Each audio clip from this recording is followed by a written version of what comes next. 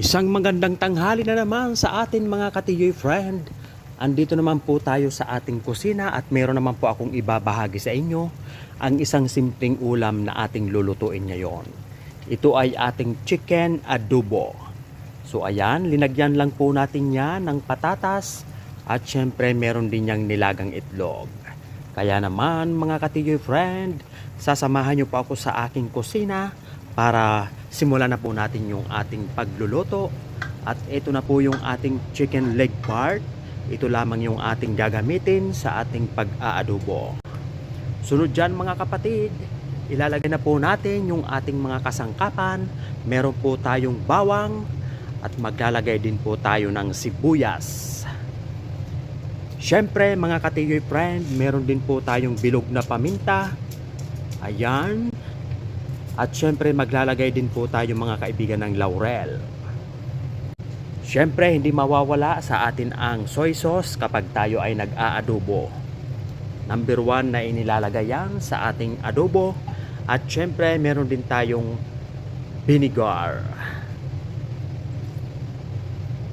Sunod mga katiyoy friend, maglalagay po tayo ng dark soy sauce. Yun. At syempre mag-add din tayo ng konting tubig. At susunod ay tatakpan muna natin yan at papalambutin lang natin yung ating chicken.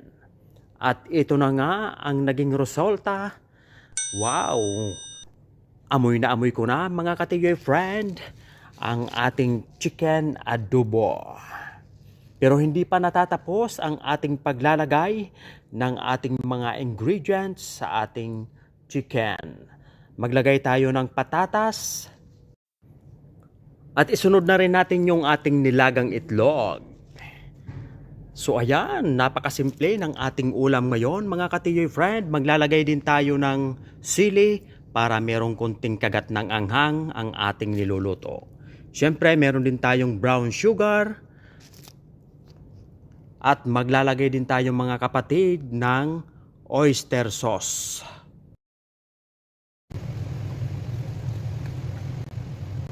Siyempre, halo-haloin lang natin yan. I-mix lang natin yung inilagay nating patatas mga katiyoy. Muli, tatakpan uli natin yan ng ilang minuto at papalambutin lang natin yung ating inilagay na patatas.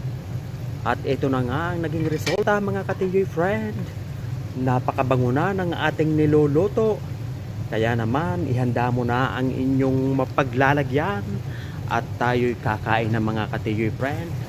Sabay-sabay naman tayong kakain sa ating maliit na lamesa. Ito na, ilang kulo na lang mga katiyoy friend.